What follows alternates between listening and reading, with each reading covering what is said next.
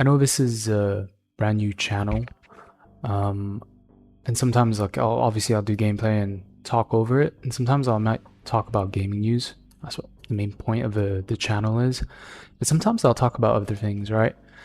And in part of this, and most of this is really the topic of the title itself.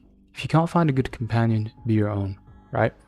I wanted to take a break from the usual gaming news, even though I have two videos, so I have loads of videos, but I plan to make like hundreds here. But I think a lot of us are always dealing with a lot of things, right, behind closed screens. There's an ancient phrase that has been bouncing around my head for weeks, and it is, if you can't find a good companion, be your own. It's a beautiful thought, but it's also an incredibly heavy one, right? When you start breaking down what it actually means in the modern world. We live in a society, I know, I get the meme, okay, I get it. We live in a society, but it's completely obsessed with constant connection.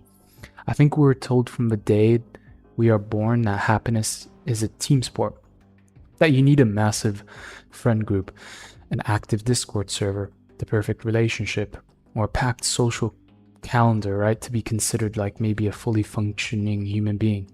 If you spend a Friday night alone running solo high rounds on a classic zombies map, like I am, or hitting your head against the Souls-like boss, I don't know, society kind of looks at you like there's a glitch in your system. But the reality of modern civilization right now, or socialization, is that a huge percentage of the connections we make out of fear of being alone are completely hollow in themselves. They're fair weather friendships, they're shallow work relationships, they're toxic gaming duos that leave you feeling more drained and isolated than you did when you were sitting by yourself. That's exactly what this concept is trying to fix. It's a good reminder that if the world around you can't offer you genuine, high-quality companionship that lifts you up, your absolute best option isn't to settle for garbage. It's rather to learn maybe how to stand entirely on your own feet, right? And become your own anchor. But there's a paradox to hyper-connected loneliness epidemic. What makes the topic urgent in some ways is that we're living through a little psychological crisis that nobody seems to always have an answer for. There really isn't an answer to this. Public health bodies worldwide are calling loneliness a epidemic. The statistics dropping are honest. They stagger. You know, let's say recent global polling data, close to 1 in 4 adults worldwide reports they feel deeply isolated. Okay, we see that a lot of the times, right? We read that all the time on a regular basis. But there is a cruel twist to it, and it's the highest numbers aren't coming from older generations, but they're coming from Gen Z, right? I'd be considered Gen Z, even though I'm 26 years old. But they say that Gen Z is statistically proving to be the loneliest generation in human history. To be fair, I think that might be right. Despite being the most hyper-connected online, we're so digitally saturated group of people to walk on Earth at this moment right now.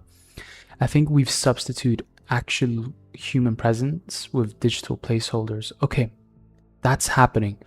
And we scroll through streams and we drop comments and we hang out in passive text channels and we mistake that for community, but your brain can tell the difference between a high quality face-to-face interaction and a pixelated notification counter. I think we've also systematically wiped out what sociologists call third places. Third places are like casual physical spots outside of home and work where people used to naturally cross paths and build low-stakes organic friendships.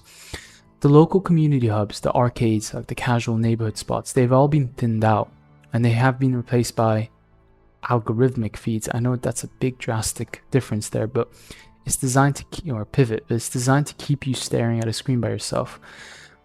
Here's the thing. There's a hidden danger of the bad companion. When people fall into that deep well of loneliness, they probably make a massive tactical error here. They probably start accepting any connection they can find just to stop the bleeding. So they tolerate people who subtly disrespect them, or friends who only call when they need a favor, or gaming lobbies filled with, I don't know, miserable randoms, or who turn a hobby meant for relaxation into a stressful chore.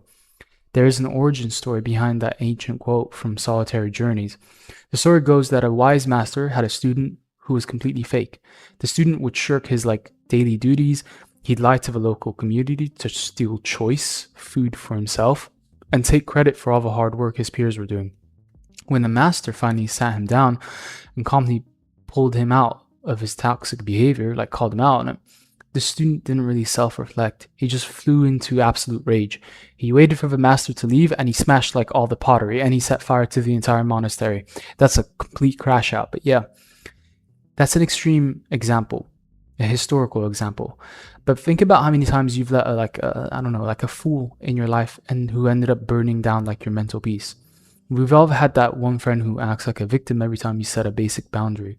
Or we've all had that one person in a social circle who secretly prays for your downfall because your growth had made them feel insecure at one point in time, right? About their own stagnation. I think the lesson here is simple. To be completely alone will not damage your mental health as severely as staying in the company of someone who requires you to maybe shrink yourself down to keep them comfortable.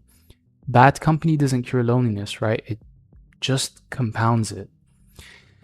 So, sometimes there's a sanctuary to solo gaming sessions. This is exactly why I think so many of us find such a profound sense of peace in gaming completely alone.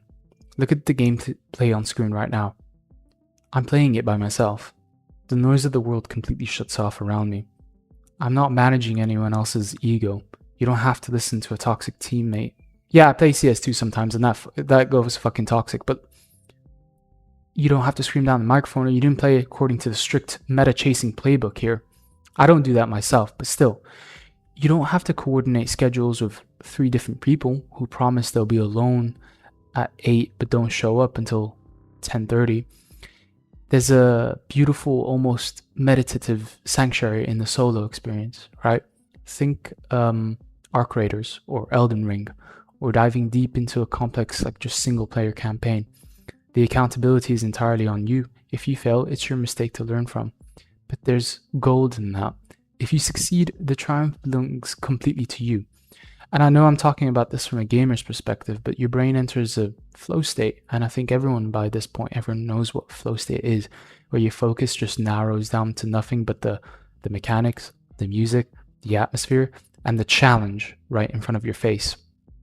There's that whole thing where a lot of people, I'm addicted to Souls-like games, for example, but also zombies. I love challenges, right?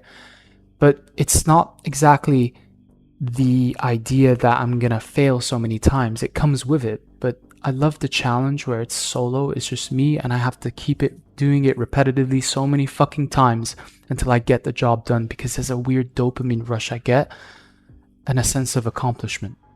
Gaming has transitioned aggressively, right? In this big corporate hyper-competitive multiplayer-only landscape where every match feels stressful, and it's driven sometimes by aggressive matchmaking algorithms. Sometimes I'm tired of that mess. And I have thousands of hours, right, for example, in CS2. But because of that, running a solo session sometimes has become a pure mental preservation. Sometimes it's become an escape route. It's a way to reclaim a hobby that was always supposed to be about personal enjoyment, not performing for an audience or maintaining social obligations to a digital clan. So how do you actually become your own companion? How do you maybe even execute this? How do you move away from a crushing feeling of isolation and transition into just self-reliance? I think it starts by changing your definition of solitude. Being alone isn't a physical state anymore. Let's say being lonely is an emotional reaction. There's a difference between being lonely and being alone.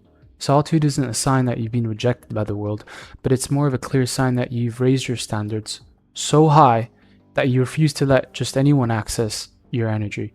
I think it just means you value your peace of mind too much to trade it away for, cheap surface level attention. To be your own good companion, you have to start maybe treating yourself with the exact same respect, care, and curiosity that you would have given to a best friend, right? You're number one. It means taking care of your space, like building a bit of discipline in your daily routines, pursuing the interest purely because they bring you joy, not because of what other people say brings, joy commonly, right? Without needing to post about it online for validation, for example, or when you become comfortable sitting in a quiet room with nothing but your own thoughts, then then, only then, will there be like a massive shift in your brain. You kind of stop operating out of desperation. You stop chasing, and but instead you build a life that's more grounded, calm, and maybe fulfilled from the inside out. If true, like if there's a true equal companion that comes along, someone who actually probably respects your time, matches your energy, probably listens to you, actually gives you genuine advice, isn't out to get you, or isn't there praying for your downfall, that's amazing. Welcome them in. But until that happens, don't be afraid to walk the track completely alone. Pursue your own path, master your own games, build your own world. Realize that the relationship you cultivate with yourself is the only one that is guaranteed to last you for the rest of your life. It really is. Identity, your own self. That's it. At the end of the journey, it's only going to be you, really. You only have yourself at the end of the time. So let me know. I don't know. I don't think anyone's really watching this. I don't have any subscribers, but I thought maybe I'd make this video. If anyone is ever listening to this, perhaps it could help you in some ways, right? To cultivate that balance, right, between being social and protecting your peace.